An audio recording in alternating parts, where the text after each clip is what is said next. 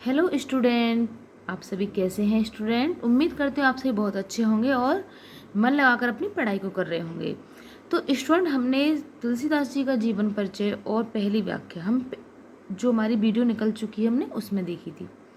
ठीक है स्टूडेंट, अब हम जो नेक्स्ट वीडियो लेकर आए हमारा सेकंड पैराग्राफ है। पहले हम इसको अच्छे से समझेंगे, उसके बाद फिर हम इसको नोट डाउन करेंगे। तो चलिए स्टूडेंट यहाँ से सुनते हैं। देखिए, समाचार कही जनक सुनाए, जेहि कारण महीप सब आए। राजा जनक ने परशुराम जी को बता दिया, बड़ी ही विनम्रता के साथ बताया कि यहाँ पर आज मेरी बेटी सीता जी का स्वयंवर है, इसी कारण यहाँ पर सभी राजा इकट्ठे हुए हैं। महीप का अर्थ क्या हुआ स्टूडेंट? राजा। तो सभी राजा यहाँ पर इकट्ठे हुए हैं। राजा जनक ने बड़ी ही विनम्रता से परशुराम जी को बताया कि यहाँ पर स्वयंवर है, इसीलिए सभी राजा यहाँ पर इकट्ठे हुए हैं। सुनत बचन फिर अनथ निहारे, देख चापखंड मही डारे। जनक के वचनों को सुनकर परशुराम जी ने देखा कि धनुष के टुकड़े पड़े हुए हैं। उन टुकड़ों को देखकर एकदम वो क्रोधित हो गए, बहुत ज़्यादा। अति रिस, अति रिस का मतलब होता है एकदम बहुत ज़्यादा। रिस का मतलब होता है गुस्सा। बहुत गुस्सा करके देखो, अति रिस बोले बचन कठोरा, और क्रोधित होकर, भयंकर क्रोधित होकर परशुराम जी जनक जी से बोलने लगे। क्या बोलने लगे? कहू जड़ जनक धनुष के तोरा। जड़ यानी मूर्ख कहते हैं। हे मूर्ख जनक, बताओ यह धनुष किसने तोड़ा है? बेगी दिखाऊं मूड न त आजू, उलटो मही, मही अर्थात पृथ्वी, उलटो मही जह लवि तब राजू। कहते हैं कि बताओ ये धनुष किसने तोड़ा है, उस मूर्ख को मेरे सामने लेकर आओ। क्या कहते हैं परशुराम जी? कि जनक जाओ, तुम उस मूर्ख को मेरे सामने लेकर आओ, नहीं तो मैं तुम्हारे इस राज्य को, जहाँ तक यानी तुम्हारा राज्य, वहाँ तक की इस धरती को मैं उलट पलट कर दूंगा, अर्थात मैं नष्ट कर दूंगा। आगे कहते हैं, अति डरू उतरु देत नृप नाहि, अति डरू उतरु देत नृप नाहि, कुटिल भूप हर से मन माही। अब परशुराम जी के कठोर वचनों को सुनकर राजा जनक जो थे वह कुछ उत्तर नहीं दे पाए। मतलब वह कुछ बता ही नहीं पा रहे कि अब मैं क्या जवाब दूं इसका, क्योंकि परशुराम जी ने इतने कठोर वचन उनसे कह दिए। कुटिल भूप, भूप अर्थात राजा, यानी जितने भी वह राजा आए हुए थे जो कि स्वयंवर को हार चुके थे, वह मन ही मन हर्षाने लगे। देखिए, हर्षे मन माही, और वह मन ही मन बड़े ही खुश होने लगे। क्यों खुश होने लगे? कि ये अच्छा है, हम तो हार गए लेकिन जनक को क्या है, सुनना पड़ रहा है उल्टा सीधा। तो बड़े मन ही मन वो खुश हुए। सुरमुन नाग नगर नर नारी, सुरमुन नाग नगर नर नारी, सोच ही सकल त्रास उर भारी। देवता, मुनि, नाग और नगर के सभी नर नारी डर के मारे सभी बेचैन हो रहे थे। और सीता जी की जो माता थी सुनैना, वो भी बहुत दुखी हो रही थी। मन ही मन वो पछता रही थी कि आखिर ऐसा क्यों हो रहा है। देखो, मन पछताही सीय महतारी, महतारी शब्द आजकल भी यूज होता है गांव, हाँ, शहरों का तो खैर पता नहीं, गांव में तो आजकल भी यूज होता है। महतारी का मतलब होता है स्टूडेंट माँ। तो मन पछताही सीय महतारी, और सीता जी की जो माता थी उनका नाम है सुनैना, वो मन ही मन पछता रही थी। वो मन ही मन पछता कर क्या कह रही थी अपने मन में? विधि अब सबरी बात बिगाड़ी, कि विधाता ने किस बात का हमसे जब बदला लिया है कि हमारी बनी बनाई बात को बिगाड़ रहे हैं विधाता। भृगुपति कर स्वभाव सुन सीता, भृगुपति अर्थात परशुराम जी, परशुराम जी के स्वभाव को सीता जी ने सुना और देखा तो वह भी बहुत डर गई, सीता जी को भी डर गई। अरध निमेष कल्प सम सीता। देखिए, सीता जी का जो वक्त था ना, कहते हैं ना, वो वक्त एकदम से थम गया था। वह उनको 1 मिनट का वक्त भी ऐसा प्रतीत हो रहा था कि जैसे कि एक जन्म हो गया हो। वो इतनी भयंकर हो गई थी, मतलब डर गई थी। सीता जी का आधा पल एक कल्प यानी सैकड़ों युगों के समान बीत रहा था। वह डर रही थी कि आगे जाने क्या होगा। तो स्टूडेंट, हमने यहाँ से लेकर यहाँ तक की हमने व्याख्या समझ ली। अब हम इसको देखेंगे, इससे पहले हम एक दोहे को भी देख लेते हैं। देखिए, सभय बिलो के लोग सब जाने, जान की भीरू।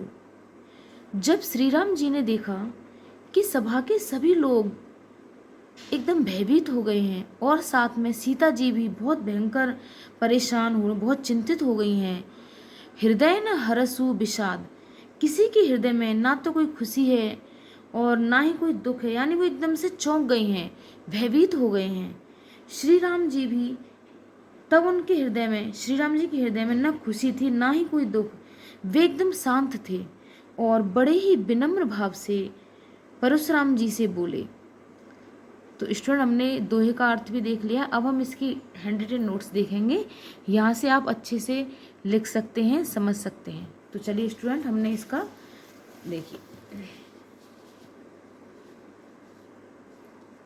देखिए स्टूडेंट, समाचार से लेकर संबीता तक। पहले हम इसका प्रसंग पढ़ेंगे।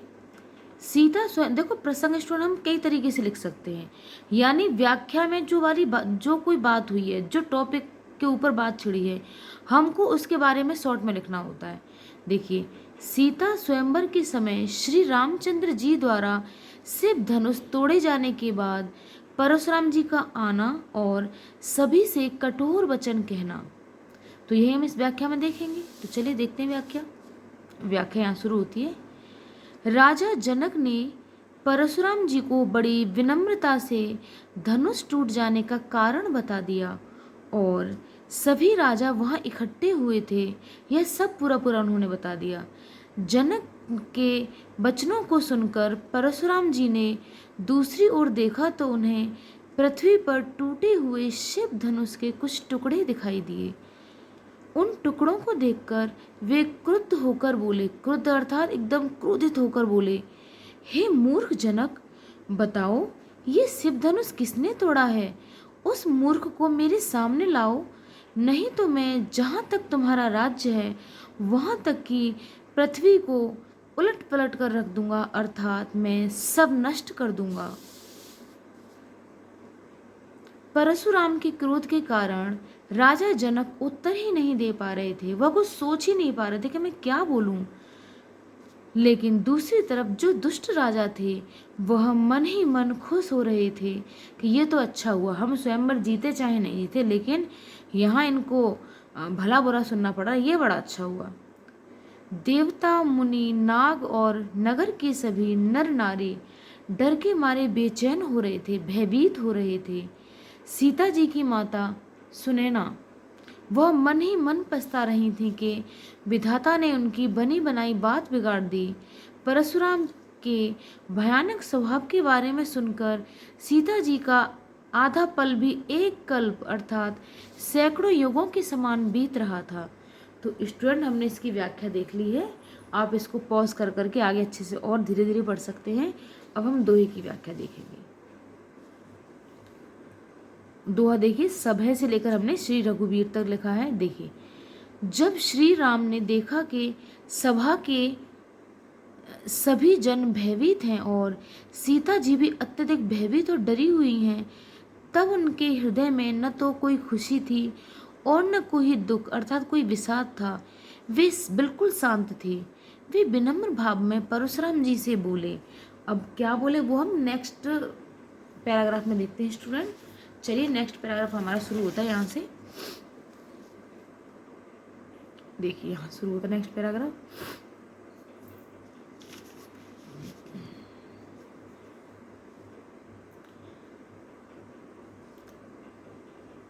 श्री राम जी कहते हैं, नाथ संबुधन भंजन हारा, होए है केऊ एक दास तुम्हारा।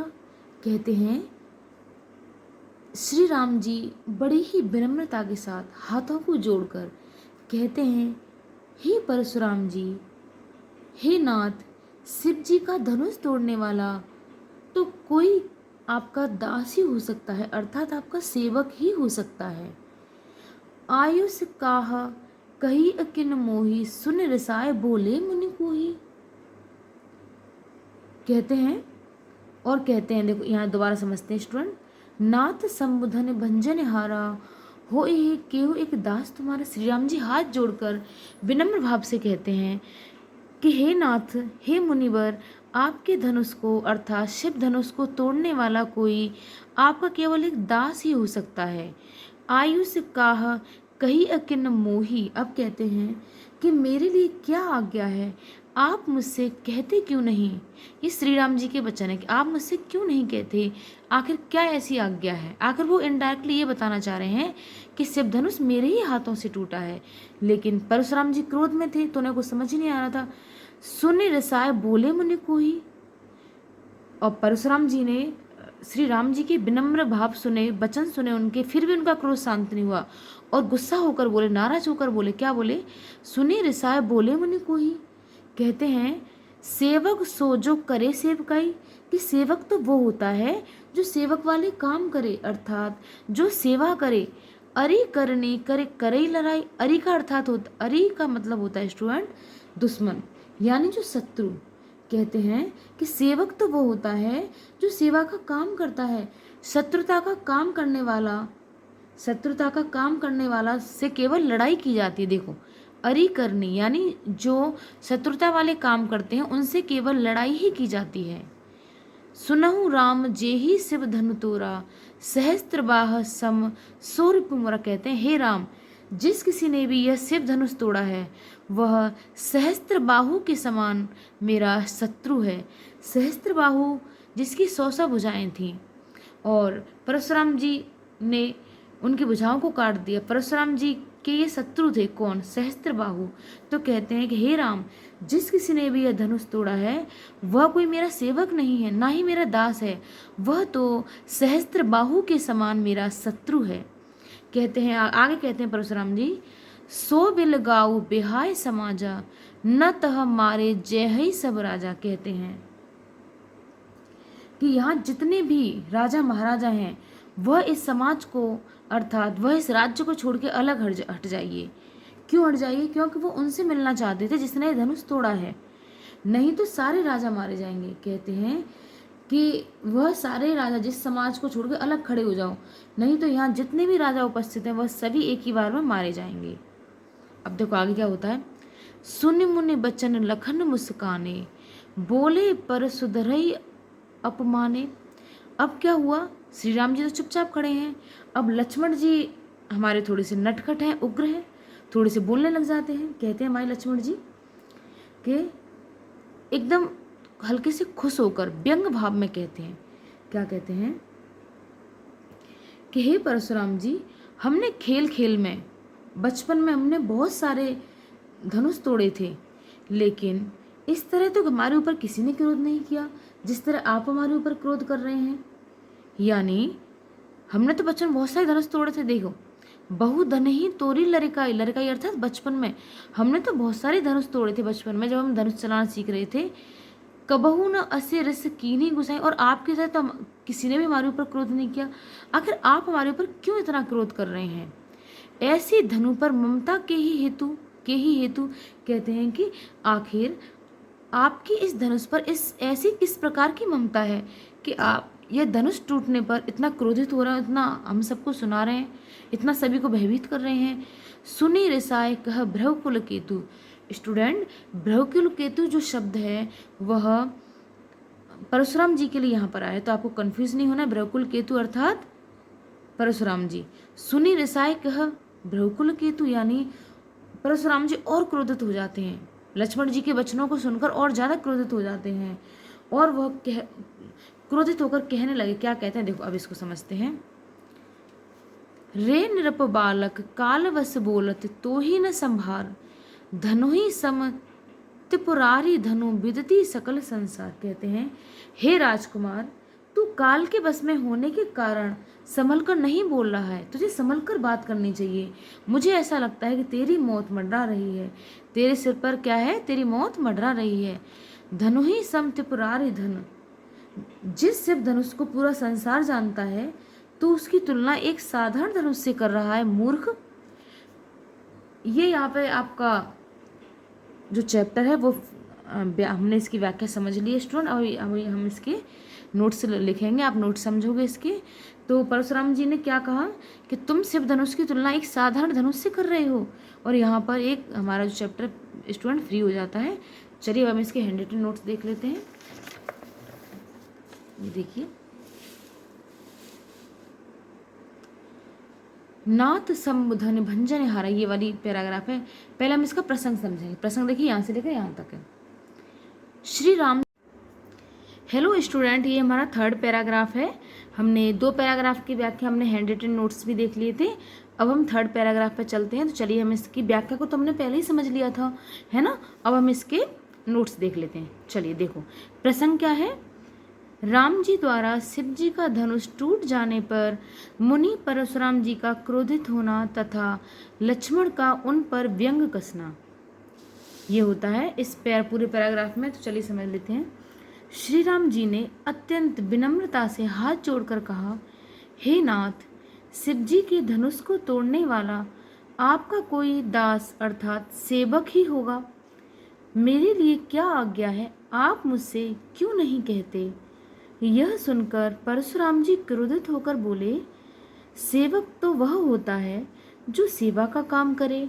शत्रुता का काम करने वाले से केवल लड़ाई ही की जाती है। हे राम, सुनो, जिसने भी यह शिव धनुष तोड़ा है वह सहस्त्रबाहु के समान मेरा परम शत्रु है। वह इस समाज को छोड़कर अलग खड़ा हो जाए, नहीं तो यहाँ जितने भी उपस्थित राजा हैं वह सभी के सभी मारे जाएंगे। मुनि परशुराम जी के वचनों को सुनकर लक्ष्मण मुस्कुराए और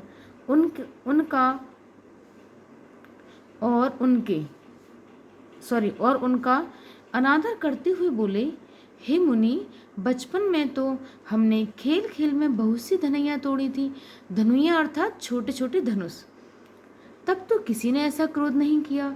इस विशेष धनुष पर आपकी ममता अर्थात आपका प्रेम किस प्रकार से है। यह सुनकर भृगुवंश की ध्वजा स्वरूप परशुराम जी और अधिक क्रोधित हो गए और वह कहने लगे, क्या कहने लगे, ये हमारे दोहे का अर्थ है कि हे राजकुमार, हे नृपबालक, हे राजकुमार, तू काल के बस में होने के कारण संभल कर नहीं बोल रहा है। तेरी मौत मंडरा रही है। शिव धनुष को पूरा संसार जानता है और तू उसकी तुलना एक साधारण धनुष से कर रहा है। अर्थात तू शिव धनुष के बारे में जानता ही नहीं है, इसलिए तो ये सब कर रहा है। तो स्टूडेंट, ये हमारी व्याख्या खत्म हो जाती है। तो अब हम इसमें कुछ काव्य सौंदर्य देखते हैं। ये देखिए स्टूडेंट, पहले जो पैराग्राफ था हमारा समाचार से लेकर बीता तक, इसमें अब हम देखते हैं। ये देखिए, हम यहाँ लिख देते हैं बीता। यहाँ इसमें कितने, देखो, भाषा इसमें अवधि है, ये सभी जानते हैं, भाषा अवधि। छंद इसमें दोहा और चौपाई है। गुण इसमें ओज है। गुण ओज क्या होता है, जहाँ पर रस क्या होता है, वीर रस होता है या फिर भयानक रस होता है, वहाँ पर ओज गुण होता है। इसमें रस भी वीर और भयानक दोनों ही हैं। अलंकार इसमें अनुप्रास है। शैली संवादात्मक है, क्योंकि ये संवाद है एक तरीके से, राम लक्ष्मण परशुराम संवाद है, तो शैली भी कौन सी रहेगी, संवादात्मक शैली रहेगी। उपमा अलंकार देखो कहाँ पर है, अरध निमेश कलम सपवीता में सीता माता की व्याकुलता के कारण आधे पल के समय को भी कल्प यानी युगों के समान बताया है। ये सेकंड पैराग्राफ का काव्य सौंदर्य था स्टूडेंट। ये है थर्ड पैराग्राफ का। भाषा अवधि है। रस इसमें क्रोध और वीर रस का दोनों का समन्वय हुआ है। अलंकार इसमें अनुप्रास है, उपमा है और पुनरुक्ति प्रकाश है। तो स्टूडेंट, ये हमारी व्याख्या फिनिश हो गई सेकंड चैप्टर की। अब जो हमारी नेक्स्ट वीडियो आएगी ना स्टूडेंट, उसमें हम इनके जितने भी सभी क्वेश्चन बनते हैं इस चैप्टर से रिलेटेड, राम लक्ष्मण परशुराम संवाद से रिलेटेड जो भी क्वेश्चन बनते हैं, इनके हम आंसर देखेंगे नेक्स्ट वीडियो में। तब तक के लिए आप सभी का धन्यवाद। तो स्टूडेंट, अगर आपको हमारी वीडियो अच्छी लगती है, पढ़ाई समझ में आती है, तो आप स्टूडेंट हमारे चैनल को सब्सक्राइब करिए, लाइक शेयर कमेंट करना ना भूलें। आप इसमें हमें अपनी राय भी दे सकते हैं कि आपको किस टॉपिक पर नेक्स्ट वीडियो चाहिए। तब तक के लिए स्टूडेंट, आप सभी का धन्यवाद।